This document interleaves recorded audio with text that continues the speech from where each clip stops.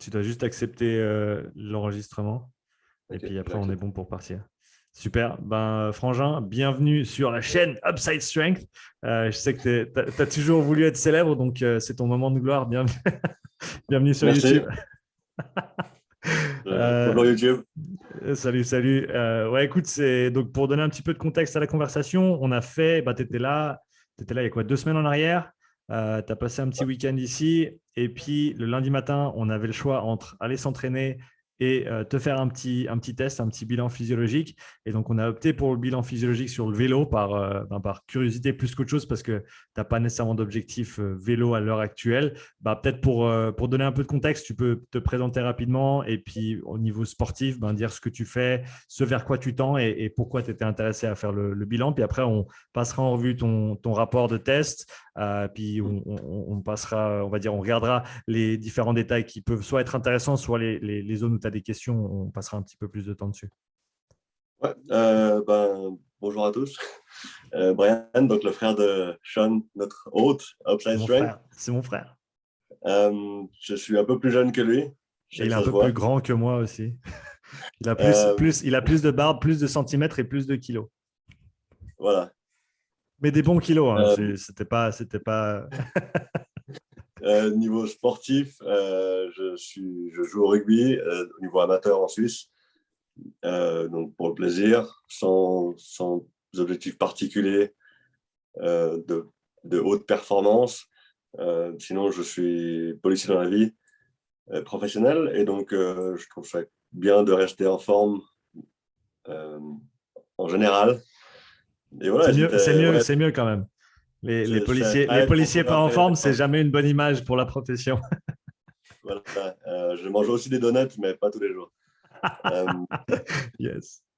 donc, le but du profilage, pour moi, c'est en fait, je te vois faire ça avec beaucoup de gens, plutôt des athlètes de haut niveau, depuis un petit moment, et c'est vrai que ça a l'air très intéressant de voir ces données, de voir où est-ce qu'on a des facteurs limitants euh, pour adapter pour découvrir quels sont ces facteurs limitants et pouvoir adapter son entraînement afin d'essayer de changer un peu ça, d'améliorer les points où on est moins bon, des choses qu'on ne peut pas forcément savoir quand on Mm. s'entraîne simplement en s'entraînant, en se faisant un programme soi-même, puis en essayant de rester fit. Et donc, je me suis dit, pourquoi pas, c'est l'occasion. C'était la bonne occasion. Donc, je vais sortir ton bilan. Tu le vois ici, c'est bon? Ouais, moi je le vois. Ok, magnifique. Donc, le bilan complet qu'on a effectué, je vais voir si on peut zoomer un petit peu là-dessus. Magnifique. Donc, on a fait le test, c'était pas ce lundi, c'était le lundi d'avant. On l'a fait à Basics Fitness. Petit shout-out pour David et Basics Fitness. Si vous cherchez une salle d'entraînement absolument fantastique à Vic ou aux alentours de Gland, va chez Basics Fitness, c'est vraiment top. Donc, on a fait le test sur le bike erg parce que tu as un vélo d'appartement à la maison, hein. Et Ouais, donc, ça nous donnait ensuite l'opportunité de donner des séances que tu pourrais faire à la maison. Donc, de manière générale, on commence avec cette vue d'ensemble sur la première page. Donc, les grands chiffres qui ressortent ou les grandes valeurs, les valeurs clés, on va dire, qui ressortent, ça va être, on a la VO2 max en millilitres par kilo par minute. Donc, ça, c'est en gros combien d'oxygène en millilitres par kilo par minute tu arrives à consommer. Et donc, c'est une mesure de ton fitness aérobique, si on veut l'appeler comme ça. La valeur de 43, à savoir que ton test, tu ne l'as pas fait. Tu avais un entraînement le soir, c'est ça, ou tu avais un match C'était quoi? Tu avais un entraînement le soir, hein. j'avais l'entraînement le soir encore, ouais. Tu avais un entraînement le soir, donc le test, on l'a fait le matin. Et donc, je pense que tu aurais pu faire quoi? Un ou deux paliers de plus si tu étais vraiment allé jusqu'à l'échec? Jusqu'à l'échec, je pense que ouais, sûrement que 2 ou 3 paliers, ça aurait été le cap. Ouais, ouais, donc t'es quand même monté jusqu'à 208 en watts, tu as fini le palier à 208 en watts, on s'est arrêté après ça, donc ton VO2 max qui est sorti, c'était 43. On voit une tendance qui continue à monter là sur Tu vois mon curseur ou pas? Ouais, Ok, on voit une tendance qui continue à monter, donc c'est possible que tu aurais atteint une valeur un petit peu plus haute. Donc voilà, le truc dont il faut se rappeler, c'est que la VO2 max, elle est toujours spécifique au protocole que tu utilises. Et là, si on n'est pas allé jusqu'à l'échec, c'est possible qu'il te manque encore quelques millilitres par kilo et qu'on aurait pu aller un petit peu plus haut. Tu as ensuite ta VO2 max en litres par minute, donc sans compter ton poids de corps. Donc ça, c'est intéressant si tu as des fluctuations de poids de corps dans les semaines, mois ou années à venir et que tu veux comparer ces valeurs-là, eh ben, tu peux regarder cette valeur absolue, entre guillemets. Fréquence cardiaque max, je pense que ta fréquence cardiaque max, elle est bien plus haute que ça, mais encore une fois, tu n'es pas allé jusqu'au bout. Tu étais à quoi? 8 sur 10 sur le 208 en watts en RPE? Je ne sais plus exactement. Ouais, Mais j'ai je ces parle valeurs. ouais, entre 8 et 9, mais Ouais, entre sûr 8 et pas à 9. 10. Non, il te restait encore un petit peu sous le pied. Donc, encore une fois, FC Max qu'on a de ce test-là, mais on sait que tu as certainement quelques, en tout cas, je pense 5 à 10 battements de plus à exploiter si on monte un petit peu en intensité. La photo du test, parce que c'est toujours sympa de voir à quoi on ressemble avec tous les petits gadgets attachés. Peut-être pour avoir ton feedback dessus, le ressenti du test de manière générale, si tu devais décrire le test, comment toi tu l'as perçu et une fois que tu l'avais complété, tu dirais quoi? Je savais pas trop à quoi m'attendre en fait, parce que c'est vrai que c'est quelque chose qu'on fait pas tous les jours et que quand je vois les vidéos que tu postes sur les réseaux sociaux et j'ai jamais trop su à quoi m'attendre. Mhm. Je m'attendais à un truc super dur et en fait c'est vrai que c'est très progressif comme tu le fais et du coup t'as, t'as le temps de chauffer en même temps. Les Ouais. premiers paliers sont vraiment tranquilles et ça t'aide à chauffer le corps, le cardio, t'as tout qui monte gentiment. Et du coup, j'ai pas trouvé ça forcément dur. Bon, Mhm. je suis pas allé jusqu'à l'échec non plus, donc sûrement que ça impacte aussi ce niveau-là. Mhm. Mais j'ai trouvé cool et puis pas trop contraignant. Enfin, c'est pas une grosse batterie de test. En 1 heure, c'était plié. Mhm. Et pour les résultats que ça donne, c'est très intéressant. Ok, super. Bah, c'est cool d'avoir ton retour là-dessus. On a ensuite les intensités d'entraînement dans cette boîte ici, en sachant que on parlera après des zones d'entraînement, mais pour, pour faire très simple, les domaines d'intensité ou voilà, les domaines d'intensité, c'est ce qui peut vraiment être défini à partir des données physiologiques qu'on va mesurer. Donc, si tu veux, la barrière, le boundary, comment tu dis ça en français? Le, Frontière, ça dit quoi? la frontière. La frontière entre les différents domaines d'intensité, ouais, je pense que ça marche.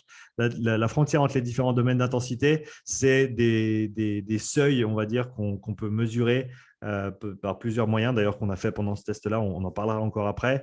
Et en gros, c'est pour dire, et chaque domaine d'intensité, en fait, va avoir certains effets au niveau de ta physiologie. Et donc, suivant les effets que tu recherches, tu vas vouloir être dans un domaine ou dans l'autre. Donc là, ça te donne vraiment la vue d'ensemble par rapport à ça. Et ce qui est aussi intéressant, et comme je l'ai dit depuis le début, c'est les valeurs que tu as sur ce test, sur ce bilan. Elles sont intéressantes maintenant, mais elles sont surtout intéressantes dans le futur, tu vois, dans 3 mois, dans 6 mois, dans une année, dans 2 ans, pour revenir, faire exactement le même protocole, prendre exactement les mêmes données et comparer ensuite où tu en es par rapport à tout ça, en sachant que bien sûr, si tu n'as pas fait énormément d'entraînements qui sont spécifiques à la discipline, on verra peut-être pas autant de résultats ou de changements que si voilà, tu étais dédié à faire beaucoup de vélo, etc. Ce qui, comme tu l'as dit, n'est pas nécessairement le cas. C'est juste que tu as un vélo, donc tu vas faire un petit peu d'entraînement dessus, mais de manière générale, tu veux rester fit.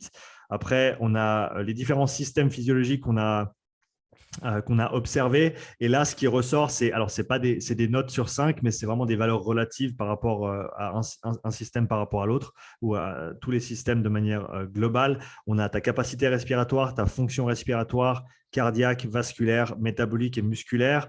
Le musculaire, il est plus basé vraiment sur le questionnaire que je t'avais fait remplir avant, dans le sens où voilà, tu as pas mal d'expérience avec tout ce qui est de l'entraînement en force, travailler avec des charges externes importantes, avec des levées, avec peu de reps et avec beaucoup de poids. Donc ça, c'est toujours quelque chose qui est important, peu importe le type d'athlète que tu es, que tu sois un coureur de fond ou un cycliste ou comme tu as dit, un rugbyman. C'est important d'être fort ou d'avoir en tout cas un minimum de développement à ce niveau-là. Donc ça va toujours être assez haut pour les gens qui s'entraînent déjà depuis un petit moment de cette manière-là. Et là, ce qui ressort de manière relative, ça va être la fonction respiratoire et l'aspect cardiaque qu'on va vouloir travailler. Et on va passer sur la suite. Est-ce que tu as des remarques ou des questions sur cette première page avant qu'on passe à la suivante? Non, je crois que là, ça va tout être, toutes mes questions seront traitées plus tard. Super. Alors, on passe sur C'est intéressant ce zoom. On va passer sur le système respiratoire, deuxième page ici. Donc, ce qu'on a regardé, c'est au niveau de la capacité respiratoire. Ça, c'est des mesures qu'on a faites pendant la spirométrie quand tu as soufflé dans le petit appareil. Et en gros, ce qui ressort, c'est que tu as, des gros poumons, frangin, bon, ce qui est normal un peu pour ta corpulence, mais 6 litres 8 de volume pulmonaire, 5 litres 5 de puissance expiratoire. La puissance expiratoire, c'est en gros ce que tu arrives à expirer dans la première seconde des 6 secondes d'expiration que tu as fait pendant le test. Et normalement, ça doit être à peu près 80% de ton volume total, ce qui est le cas ici. Donc, on a un 5 litres 5. Donc, tu expires 5 litres et demi en une seconde sur ton expiration forcée. Et on voit le ratio ici qui est très, très proche de la norme. Mais en gros, si tu avais un volume de 6 litres 8 et ensuite une puissance expiratoire de, disons par exemple, 5 litres, eh ben, on pourrait dire que ta puissance est basse relative, de manière relative à ton volume total, ce qui n'est pas le cas ici. Donc là, on est tout bon, tout est ouvert au niveau capacité respiratoire. Des questions là-dessus avant que je passe à la fonction? Non, ça, je crois que c'est assez clair. Nickel. Ah, il m'a changé de page. Non, voilà. Fonction respiratoire. Ouais, je ne gère pas encore le zoom du document PDF, mais on va y arriver. Fonction respiratoire. Donc là, on voit on voit sur le graphique, ça c'est intéressant de le voir de manière visuelle. On a en bleu clair les fréquences respiratoires. Donc encore une fois, ça c'est la moyenne de la dernière minute de chaque intervalle que tu as fait, donc à chaque puissance, tu les vois en bas. Et donc, on a des valeurs qui sont assez basses au début, donc 17, 15, 16, 16, 18, 20, 22, ce qui est bien. On veut avoir des valeurs qui sont en général en dessous de 20 aux intensités qui sont plus basses. Ce qu'on voit trop souvent, c'est les gens qui hyperventilent, donc ils respirent trop vite à des intensités qui sont trop faibles. Donc, en gros, il faut toujours privilégier le volume, donc essayer de bouger plus de volume plutôt que d'essayer de respirer vite et peu. Là, on voit que tu fais ça bien aux intensités qui sont plus basses. Après, ce que je dirais, c'est qu'au niveau la raison pour laquelle je t'ai mis un B, c'est simplement que 28, c'est assez bas pour des intensités qui sont hautes. Et donc, je pense que et je ne sais pas si ça, tu l'as fait de manière consciente, peut-être tu pourras me le dire, de ne pas respirer trop vite à la fin du test. Est-ce que c'est quelque chose auquel tu penses ou tu as pensé ou pas nécessairement? Pas nécessairement. Je sais pas. Non, je crois que peut-être que j'ai senti un peu une différence avec ce que je ferais dans un cadre hors test. Ouais, Je pense que c'était simplement avec le masque sur le visage. Euh, J'avais l'impression que ça me dérangeait pas pour respirer, ouais. mais que du fait que je portais le masque, je respirais différemment. Ok, donc tu t'es peut-être forcé à respirer. Je t'ai dit, hein, notamment, ça c'est quelque chose que je dis toujours au début du test, favorise le volume plutôt que la fréquence. Ça, c'est quelque Ouais. chose que je t'avais dit au début du test, ce que tu as bien fait. Donc là, on voit que tu es monté à 4 litres à la fin du test. Donc ça, le volume courant, c'est le volume d'air que tu vas bouger à chaque respiration. Donc là, tu es à 4 litres. Et ça, on le compare à ta puissance expiratoire. Normalement, on veut que tu puisses bouger, on va dire en général, 80% de ta puissance expiratoire pendant un effort dynamique. Donc là, ton 80%, il sera à 4 litres 4. Donc, ça veut dire que tu es à 4 litres, tu n'es pas loin, d'où le B en volume courant aussi. Donc, tu pourrais respirer un petit peu plus profondément et tu pourrais respirer un petit peu plus vite aux hautes intensités aussi. Maintenant, encore une fois, le test n'était pas maximal pour toi, donc c'est possible que, en gros, tu n'as pas eu besoin de respirer plus vite parce que l'intensité ne le demandait pas, ne le requérait pas. Que si on était monté à 300, 320, 340 watts, peut-être que là, on aurait vu des fréquences respiratoires bien au-delà de 30. En général, on va monter à 40, 45 sans problème. Après, le nerf de la guerre, c'est toujours de ne pas perdre ton volume par rapport à des hautes fréquences respiratoires. Mais là, je pense que voilà, ce que je t'ai mis en X, là, la fréquence respiratoire, le volume courant et la VO2 max, c'est des valeurs qui sont entre guillemets basses, mais je pense qu'ils sont une résultante du fait que tu n'es pas allé jusqu'à l'échec, quoi. Donc, il te restait encore un petit peu de place par rapport à tout ça.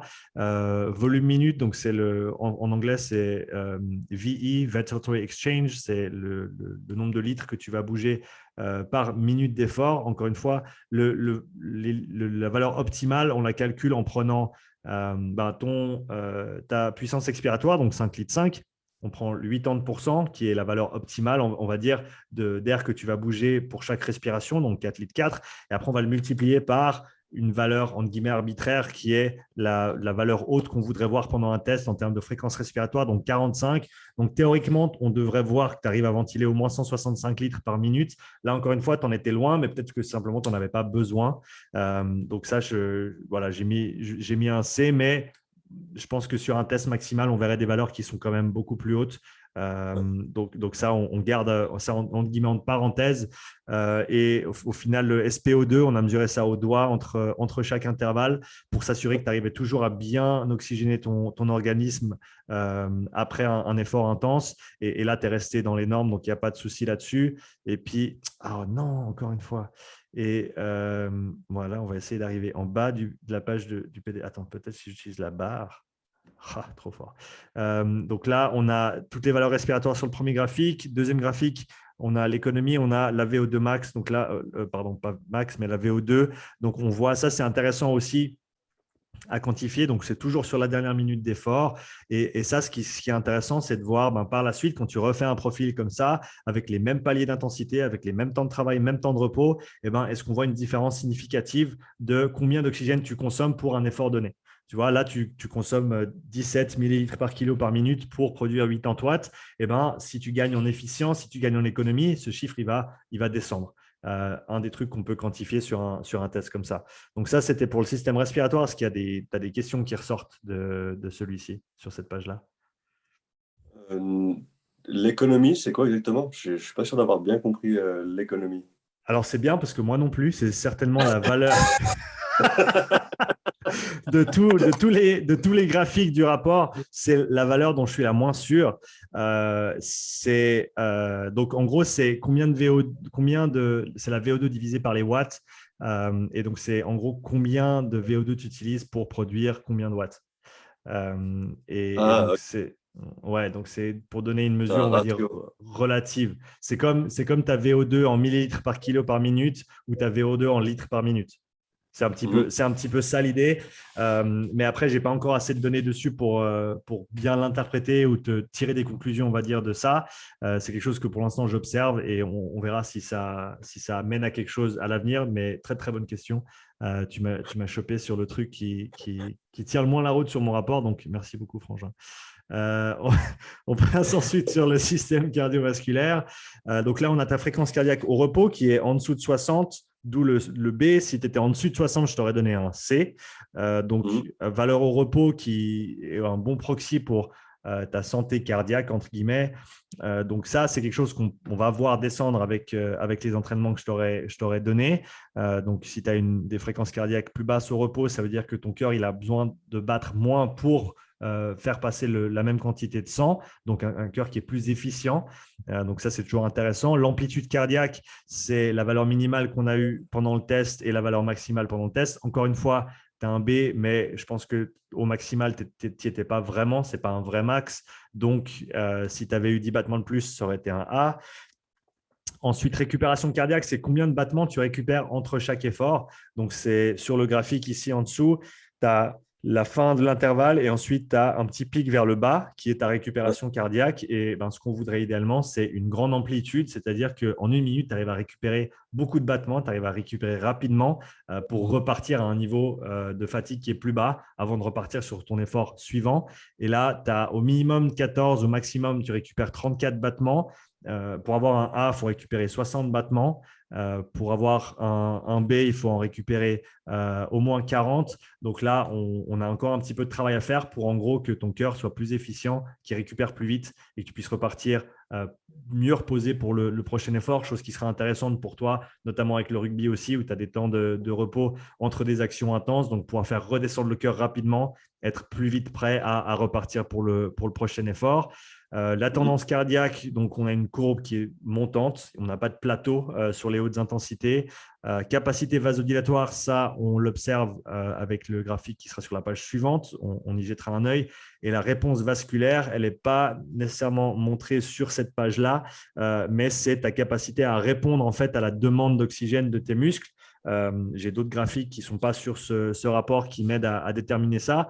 Et en gros, l'idée, c'est que ton muscle, il utilise l'oxygène qui est disponible dans les capillaires, dans le sang, pour produire de l'énergie ou pour recycler de l'énergie et produire l'effort. Et ensuite, ton corps et ta vasculature, donc le système vasculaire, il va se vasodilater pour apporter plus de sang, pour répondre à cette demande ou ce manque d'oxygène. Et donc ça, on peut le quantifier avec les valeurs qu'on a mesurées. Et tu avais une bonne réponse de ce côté-là, d'où les scores qui sont positifs. Avant que je passe sur les graphiques, est-ce que tu as des commentaires, des questions sur les valeurs dont on a parlé juste maintenant? Ouais. Est-ce que la récupération cardiaque elle est directement reliée à la fréquence cardiaque au repos? Alors, pas nécessairement. Tu peux avoir une fréquence cardiaque qui est basse et une récupération qui n'est pas optimale, tout comme tu peux avoir une fréquence qui est assez haute, mais tu peux avoir une réponse de récupération qui est bonne. Donc, ça, dans une certaine mesure, ça va bouger ensemble. Et tu verras avec certains des entraînements que je t'ai prescrits, là, on va avoir un effet qui est super intéressant sur la récupération cardiaque aussi. D'accord. Sur le graphique ici, on a donc ta fréquence cardiaque, donc ça c'est assez simple. Variabilité cardiaque qu'on a mesuré pendant le test aussi. Le DFA alpha 1, c'est un paramètre un petit peu compliqué de la variabilité cardiaque. La variabilité cardiaque étant le temps entre chaque battement de cœur, en sachant que si ton cœur, disons qu'il bat à 60 battements par minute quand tu es assis, pour toi on n'est pas loin, ça ne veut pas dire qu'il bat exactement toutes les secondes. L'intervalle de temps entre chaque battement, il est variable. Et en fait, cette variabilité nous informe sur l'état de ton système nerveux. C'est pour ça d'ailleurs que le matin, quand on se lève et qu'on prend notre HRV, donc la variabilité cardiaque, ça nous informe sur notre état de fatigue au niveau autonomique, au niveau nerveux. Et donc, cette variable-là, le DFA alpha 1, c'est une des variables qui nous permet de déterminer tes seuils. Ça, on en parlera un petit peu plus tard sur une des dernières feuilles du rapport. Et donc, elle est là en violette. En gros, quand tu descends vers certaines valeurs, notamment 0,75 qui est juste ici, ça nous informe sur où se trouve ton premier seuil, où tu fais la transition entre le domaine d'intensité modérée et élevé. C'est un paramètre qui est, à mon avis, super intéressant parce que ça te permet de voir ce qui se passe au niveau autonomique juste avec une ceinture de fréquence cardiaque. Tu n'as pas besoin de bidule supplémentaire. Je l'ai vu bien fonctionner et être précis avec certaines personnes, moins avec d'autres. Toi, en l'occurrence, elle n'était pas super précise par rapport à ce qu'on attendait, entre guillemets, ou ce qu'on pouvait voir sur d'autres paramètres pour l'interprétation. J'y reviendrai après.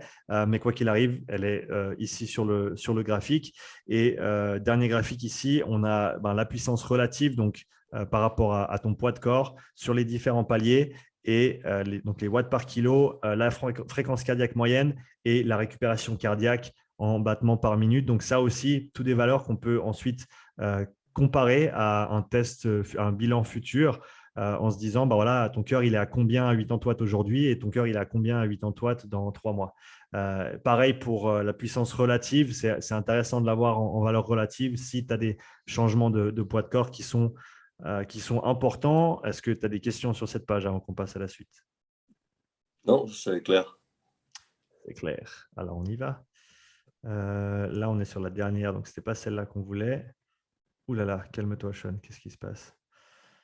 C'est compliqué ces histoires. Alors, je me perds un petit peu. Je crois qu'on va y arriver. Voilà.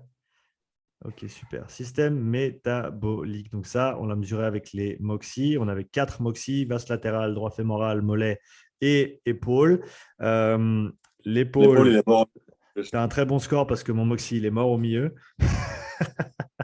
L'intérêt d'avoir un muscle non impliqué, donc là, tu es sur un vélo. L'idée d'avoir un muscle non impliqué, c'est que ça nous informe de ce qui se passe au niveau de l'organisme au complet. Même si tu n'utilises pas ton épaule pendant un effort de vélo, eh ben là, on ne le voit pas parce que le MOXIE il est mort, mais on voit normalement qu'en gros, même dans une épaule, tu vas désaturer, tu vas utiliser de l'oxygène à des intensités très élevées, notamment dans le domaine sévère, donc quand tu passes ce deuxième seuil, parce que c'est là où tu as un déséquilibre au niveau métabolique global. En gros, tu n'arrives plus à maintenir un état stable sur les différents paramètres et c'est là où tu te précipites en gros vers l'échec et vers la VO2 max et la fréquence cardiaque max. D'où l'importance et l'intérêt de cette mesure qui voilà, ne nous donne pas ces réponses malheureusement sur ce test-là. Une réponse du droit fémoral qui est assez intéressante, que je n'avais pas vue jusqu'à maintenant. Je ne sais pas si ça a... J'ai jamais eu de souci à proprement parler avec la mesure, avec le MOXIE, mais là, on voit une réponse qui n'est pas nécessairement adéquate par rapport à ce qu'on verrait normalement, qui est une oxygénation qui est montée, qui est montée, qui est montée et qui n'a jamais été utilisée. Est-ce que tu as eu une blessure au côté gauche? À la jambe, en général, La hanche, le genou? il y a longtemps, ouais.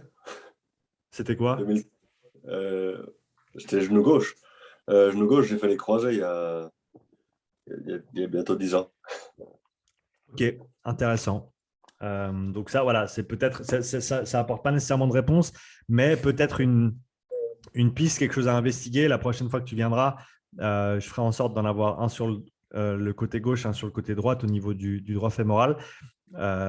C'est possible que tu aies un sous-recrutement de ce groupe musculaire dû à ta blessure antécédente. Mhm. Mais après, est-ce que c'est ça ou est-ce que c'est pas ça? Il faut investiguer un petit peu plus pour trouver les réponses. Et donc sur les deux autres, le vaste latéral, le vaste externe en violet et le mollet en noir ou en violet très foncé, je ne suis pas sûr. Là, on voit une réponse qui est, entre guillemets, normale, dans le sens où, au début, alors, ce que j'aimerais voir, c'est une pente ascendante au niveau du vaste latéral aussi, à des intensités plus basses. Là, ce n'est pas nécessairement le cas. Et on l'adressera notamment avec les entraînements que je t'ai recommandés. Mais ce qu'on voit, c'est que plus l'intensité est haute, plus tu vas désaturer bas et plus tu vas avoir une réponse. Et ça, c'est là où on parlait de réponse vasodilatoire avant sur la dernière page. C'est ce pic de resaturation pendant les temps de repos. Ta capacité à, en gros, vasodilater et apporter plus de sang, c'est ça qu'on voit sur cette pente de resaturation. C'est là où c'est intéressant de le voir, dans le sens où tu as produit ton effort. Là, au moment où tu arrêtes l'effort, ton muscle il arrête de consommer de l'oxygène. Par contre, c'est pas comme si tes poumons et ton système respiratoire et ton système cardiaque s'arrêtent instantanément. Il y a de l'inertie, ça continue. Et donc, cette pente de resaturation, en gros, c'est là où tu vois la plus grosse différence. C'est quand tu as en gros zéro utilisation ou quasi zéro utilisation et le plus d'apport possible. Et donc, une bonne réponse, une pente qui est très positive ici, ça nous indique que tu as une bonne réponse vasculaire à l'effort. Donc ça, c'est ce qu'on arrive à sortir un petit peu de ce graphique ici. Ensuite, s'il veut bien me laisser sur le bas de la page, de bleu. Alors attends, je vais utiliser la barre de côté, ça a bien marché avant. Le HHB, c'est la désoxyhémoglobine. En gros, c'est l'hémoglobine qui n'est pas chargée en oxygène. Donc, c'est un peu l'inverse du SMO2 qui est au-dessus. Et ça nous informe notamment sur, quand tu as des valeurs qui sont très, très basses, ça nous informe sur là où est ton fat max, donc là où tu vas oxyder les graisses le plus, dans le sens où c'est là où tu as le plus d'oxygène qui est disponible. Et donc, en contrepartie, là où tu vas avoir le moins de lactate qui est présent dans le corps et là où tu vas pouvoir oxyder le plus de graisse possible. Donc là, on voit qu'on est autour des 120 watts, en tout cas au niveau du mollet. Le vaste latéral, alors on n'a pas vraiment de dip, on va dire, au début, ce qu'on recherche normalement, mais on peut se dire que dans cette zone de 110 ou 110, 120 watts, c'est là où on va avoir ce pic-là. Est-ce que tu as des questions sur cette page avant que je passe à la suite? Non, tu peux passer à la suite. Magnifique. Alors, la suite, elle est à droite. Elle est là. Donc, les intensités d'entraînement. Donc, on revient sur les domaines d'intensité. Il y a 2-3 explications sur cette fiche avec les 3 domaines d'intensité principaux, avec notamment ces 2 seuils dont j'ai parlé avant. Donc, ce que je fais pour les seuils, donc tu as peut-être entendu déjà parler du seuil du lactate. Il y a des seuils ventilatoires aussi. Je te parlais avant du seuil au niveau variabilité cardiaque. Donc, ces seuils-là, tu peux les trouver de différentes manières. Il y a différents protocoles, il y a différentes mesures. Ce que j'ai fait avec toi et ce que je fais avec les tests en général, c'est que j'essaye de ne pas me baser sur une seule mesure. C'est que je prends la totalité des mesures que j'effectue pendant le test. Et ensuite, je vais essayer de trianguler pour trouver ces points d'inflexion importants, en fait, ce premier seuil et ce deuxième seuil pour déterminer ces frontières entre les zones, en sachant que les seuils, ce n'est pas des valeurs absolues. Le 150 et le 230 watts que j'ai noté ici, ce n'est pas des valeurs exactes. Il faut se dire que c'est plus ou moins 10 watts selon ton état de fatigue, selon la température, selon l'hydratation, selon quand tu as mangé quoi. Il y a plein de choses qui peuvent les influencer, mais c'est vraiment des ordres d'idées. Tu sais en gros que c'est là où on va faire la transition d'un état métabolique à l'autre entre ces différentes intensités. Ce qui est intéressant aussi ici, qui est noté, c'est ta VO2 et ta fréquence cardiaque à ces deux seuils. Et encore une fois, pour quantifier ça et pour tester par la suite, est-ce que à telle puissance et à tel seuil, tu as peut-être gagné en économie, tu as peut-être fait remonter ton premier seuil par rapport à ta VO2 max en termes relatifs. Là, tu es à 74% de ta VO2 max au premier seuil. Est-ce qu'on peut faire monter ça à 78, 80, 82%? En gros, ce qu'on veut en général, c'est faire remonter les seuils le plus haut possible pour que tu effectues ces transitions le plus tard possible dans l'effort et que tu sois le plus économe possible dans ton effort de manière générale. Ça a du sens? Oui. Magnifique. Ensuite, de ces domaines d'intensité et de ces seuils en découlent les zones d'entraînement. Donc, en gros, les zones d'entraînement, c'est juste la suite logique des domaines d'intensité. C'est le fait d'utiliser ces deux seuils et ces trois domaines d'intensité et de les partager un petit peu plus précisément pour ensuite organiser tes différents entraînements. Donc, on a parlé zone 1, récupération active et oxydation maximale des graisses. C'est là où les marathoniens vont passer le plus de temps. C'est là où les triathlètes sur longue distance, sur des Ironman par exemple, vont passer le plus de temps. C'est des intensités qui sont très, très basses, qui demandent des volumes d'entraînement qui sont très, très hauts, très, très importants, mais qui permettent de développer cette économie au niveau métabolique et cette capacité qui fait qu'après, ils arrivent à tolérer des charges d'entraînement importantes et des intensités d'entraînement importantes. Et ensuite, pendant une course, de rester le plus économe possible parce que, bien sûr, quand la course est longue, une des grandes limites, ça va être combien de fuel tu as, donc la taille de ton réservoir. Et en gros, si tu oxydes des graisses, tu vas pouvoir durer beaucoup plus longtemps que si tu oxydes des sucres et tu vas être beaucoup plus efficient. Donc, on veut favoriser ça. Et on a donc les fréquences cardiaques, les puissances et les efforts, donc les ressentis que tu aurais à ces différentes intensités. Zone 2, ça va être une des recommandations pour toi, un peu d'endurance fondamentale. Donc, c'est du fond. Ce n'est pas le travail le plus intéressant, ce n'est pas très intense. Tu vois, là, on est entre 120 et 150 watts, donc ce n'est pas très difficile, 4, 5 sur 10.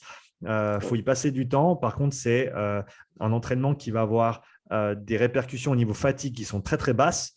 Donc, ça ne va pas engendrer beaucoup de fatigue au niveau nerveux, ce qui veut dire que tu peux en accumuler beaucoup si tu as le temps et si tu as l'envie ou le besoin, bien sûr. Mais en gros, tu peux faire beaucoup de ce genre de travail sans accumuler de fatigue. Là où, au contraire, si tu passes en zone 3, en zone tempo, là, tu vas avoir une accumulation de produits dérivés métaboliques et de fatigue également qui est plus importante. Et donc, certes, c'est plus intense, certes, c'est peut-être plus intéressant pendant un entraînement, mais au final, ça va avoir des répercussions sur ta charge d'entraînement globale qui seront plus importantes que la zone 2. Donc là, c'est le tempo en 3. Le seuil, zone 4, c'est une petite zone, entre guillemets, parce que je prends en général 90%, entre 90% et 105% de la puissance mesurée du deuxième seuil ici, donc 215 à 245 watts. C'est des intensités qui sont assez élevées. Ce n'est pas nécessairement des entraînements qu'on va faire extrêmement souvent. Encore une fois, ça dépend tout de pour quel événement tu t'entraînes et quelles adaptations tu cherches à effectuer. VO2 max, c'est au-dessus du seuil, comme on a dit avant, ça correspond à cette intensité, ce domaine d'intensité sévère. C'est là où tu vas tendre vers ta VO2 max. Donc, en gros, en dessous de ton seuil, tu vas pouvoir passer pas mal de temps, pas une infinité de temps, mais tu vas pouvoir passer beaucoup de temps. Et c'est notamment la déplétion du glycogène qui va te limiter à un moment donné. Donc, tu n'as plus de sucre, tu n'as plus assez de sucre pour fournir l'effort. Là où, au-dessus de ce deuxième seuil, dans cette zone 5, en gros, tu vas assez vite tendre vers ta VO2 max et donc vers l'échec parce que tu n'arrives plus à maintenir cet équilibre au niveau métabolique. Donc, c'est des entraînements qui sont intenses, qui sont durs, mais qui ont aussi un retour sur investissement entre guillemets, qui est très intéressant. Cela étant dit, il faut pouvoir les contrebalancer avec du travail de basse intensité pour s'assurer que tu n'accumules pas trop de fatigue parce que tu ne peux pas faire 3, 4, 5 entraînements de VO2 max dans la semaine. Tu vas tenir 2 semaines et après, tu vas tomber malade ou te blesser et pas pouvoir t'entraîner correctement. Donc, ça, il faut les faire à petite dose, il faut les faire intelligemment. Mais c'est des intensités qui sont très intéressantes à ce niveau-là. Et le dernier, puissance. En gros, cette zone-là, c'est une intensité qui ne va pas te permettre d'atteindre ta VO2 max. En gros, tu vas atteindre une fatigue et tu vas être forcé à t'arrêter avant de pouvoir atteindre ta VO2 max. Donc, en général, c'est des efforts en dessous de 2 minutes où tu vas simplement plus pouvoir continuer avant d'avoir atteint ta valeur de VO2 max. Et là, on va plus travailler la puissance, répétition d'efforts de haute intensité. Donc, pas nécessairement des efforts d'une très, très haute intensité tout le temps parce que tu peux très bien faire un sprint de 1000 watts pendant 7 secondes. Le ressenti effort, il n'est pas extrêmement haut. Par contre, là aussi, des effets d'entraînement qui sont assez intéressants. Je crois qu'on a tout dit sur les zones. Est-ce que tu as des questions avant que je passe aux recommandations? Non, si j'en ai, j'en reviendrai après. Magnifique. Mais pour Alors, on l'instant, ça va passe. bien. Recommandation avec un A. Oui, oui, oui, j'ai fait une faute d'orthographe sur mon bilan. Donc, j'ai fait la correction pour les rapports suivants. Remarque générale, donc bonne capacité, fonction respiratoire demande à être travaillée, mais encore une fois, on a parlé du fait que ce n'était pas un effort nécessairement maximal, donc il faut prendre ça en compte. Intervalles de haute intensité vont être recommandés, donc ça, j'en parlerai dans un instant. Durant ces efforts, il sera important de se focaliser sur une respiration profonde et assez rapide pour subvenir aux besoins. Ça, on en a parlé aussi. On a l'aspect cardiaque qu'on va travailler avec ces intervalles et du volume de basse intensité. Donc, la zone 2 dont on a parlé, je vais commencer avec ça parce que c'est le plus simple. Donc, en général, pour toi, tu m'as parlé d'une ou deux séances par semaine que tu avais le temps d'effectuer sur le vélo. Si on prend quelqu'un qui s'entraîne sérieusement en cyclisme, par exemple, tu verras que cette intensité compose la majorité de leur semaine d'entraînement, surtout pendant l'hiver. Ils vont passer plusieurs heures et plusieurs heures des fois par séance à ces intensités-là. Ici, on part sur 1 à 2 séances par semaine, suivant le temps que tu as, et on va faire une série en continu. Ça peut durer de 40 minutes à 2, 3, voire 4 heures. Alors, peut-être pas en zone 2 pour du 4 heures, mais tu peux aller assez long. Et en gros, l'idée, c'est de respecter la zone d'intensité au niveau fréquence cardiaque.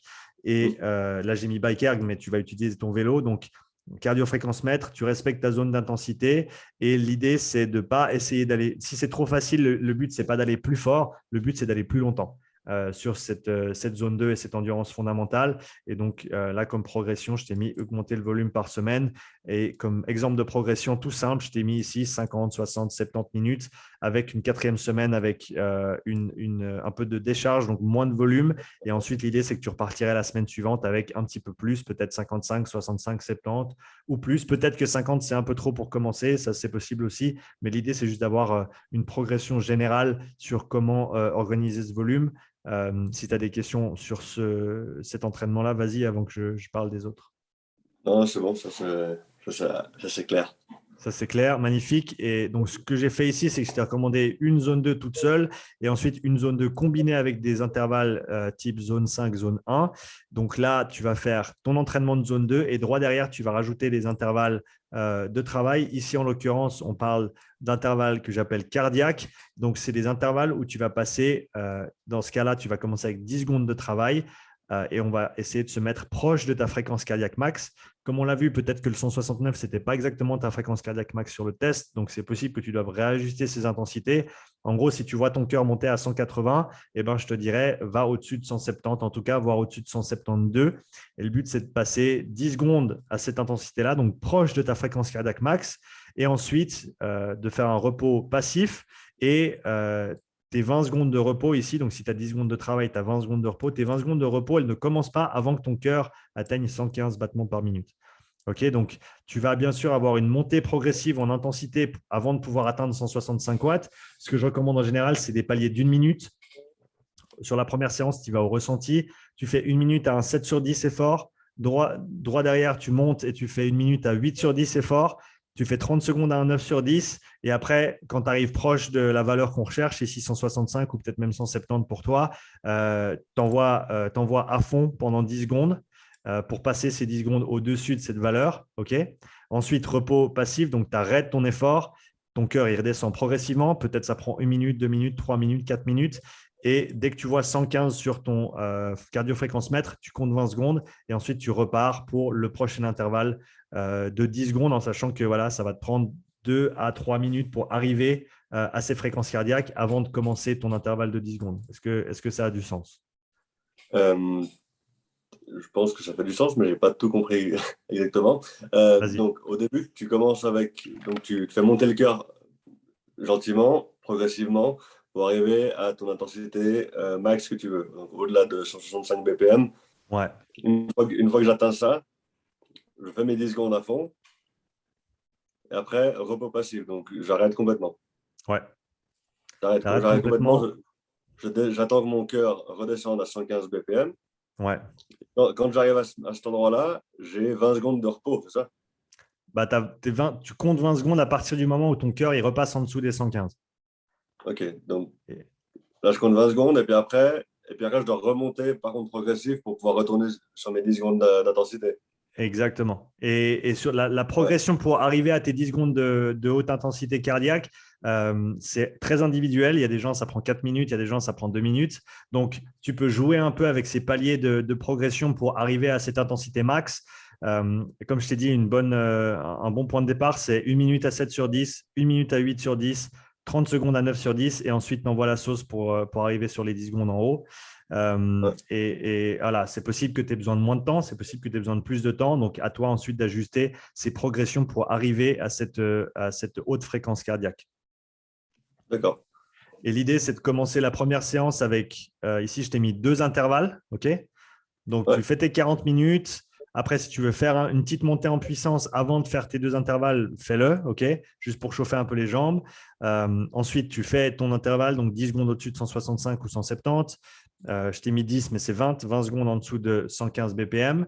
Et tu refais une deuxième fois cet intervalle et ta séance, elle se termine. OK. La séance ouais, suivante, tu fais, ben là, je t'ai mis un petit peu plus de zone 2 et tu refais 2 intervalles. OK. La progression ouais, ici, elle se fait toutes les 2 séances. Et tu vas rajouter 1 à 2 séries toutes les 2 séances en partant du principe que tu as effectué la séance précédente de manière complète. Tu as pu la terminer. Parce qu'au début, pour avoir vu plusieurs personnes les faire, c'est pas facile, ok. C'est très très dur. C'est possible qu'au niveau ressenti sur les deux premiers intervalles, ce soit du 10 sur 10. Et donc, il ne faut pas être trop pressé d'en rajouter. Okay, en sachant que ça s'améliore progressivement au fil du temps, mais il faut se donner le temps de progresser. C'est pour ça qu'on ajoute des séries seulement toutes les 2 séances. Donc toi, si tu fais ça une fois par semaine, eh ben, les 2 premières semaines, tu feras que 2 intervalles à chaque fois. ouais, Et la troisième et la quatrième semaine, tu feras entre 3 et 4 intervalles, suivant ton ressenti. Et puis tu continues à progresser comme ça. L'idée, c'est d'arriver à 10 intervalles. Quand tu arrives à 10 intervalles, là, on recommence à deux séries, 2 intervalles, et par contre, on rajoute 5 secondes de travail. Donc, ce serait du 15, 30 au niveau temps de travail, temps de repos. Mais voilà, ça va te prendre en tout cas 8 semaines avant d'y arriver, 6 à 8 semaines avant d'y arriver. Donc, d'ici là, on peut en rediscuter si tu as, ouais, si tu as besoin de précision. Mais quoi qu'il arrive, c'est des séances qui sont dures, c'est des séances qui sont intenses, des intervalles qui sont intenses. Donc, prends ton temps avant de les progresser. ouais, j'ai compris. Nickel. Bah écoute, je crois on est gentiment au bout. Est-ce que tu as des questions sur ce qu'on a vu là, sur le rapport, ou sur quoi que ce soit? Non, je crois que là, il y a tout qui est clair maintenant. Et puis, ben, plus qu'à faire. Puis à voir dans 3 à 6 mois les résultats. Ouais, il n'y a plus qu'à envoyer des watts. Je pense que voilà, si tu arrives à t'y tenir, à faire ces 2 séances par semaine, Ouais, sur 6 à 8 semaines, tu peux déjà avoir des progrès qui sont super intéressants. Donc, je pense que ça vaudrait le coup de compter de nouveau dans le coin d'ici 2 à 3 mois. Encore une fois, si tu as le temps de faire ces 2 entraînements par semaine, qu'on refasse un profil pour voir où tu en es. Ce qu'on verra en général, c'est qu'aux hautes intensités, tes fréquences cardiaques vont baisser. du fait de ces intervalles cardiaques. Et aux basses intensités, ta fréquence cardiaque par palier de watts va baisser également. Ça, ce sera plus attribuable au travail de fond, au travail de zone 2 que tu as effectué. Quoi qu'il arrive, on devrait voir des tendances qui vont dans le bon sens avec ça. Et qui sait, peut-être des valeurs de VO2 relatives qui sont à chaque palier plus intéressantes. Mais voilà, comme tu as dit, il ne reste plus qu'à faire et puis ensuite à faire un petit peu de suivi sur le long terme. En tout cas, merci d'avoir fait le cobaye parce que ça m'aide aussi moi d'avoir des gens qui sont dédiés et qui font les tests et qui ensuite suivent les entraînements. Et puis, Frangin, toujours un plaisir de parler avec toi. Et puis à tout bientôt. À tout bientôt. Merci beaucoup pour ton travail. Et ciao, ciao. Ciao, Frangin.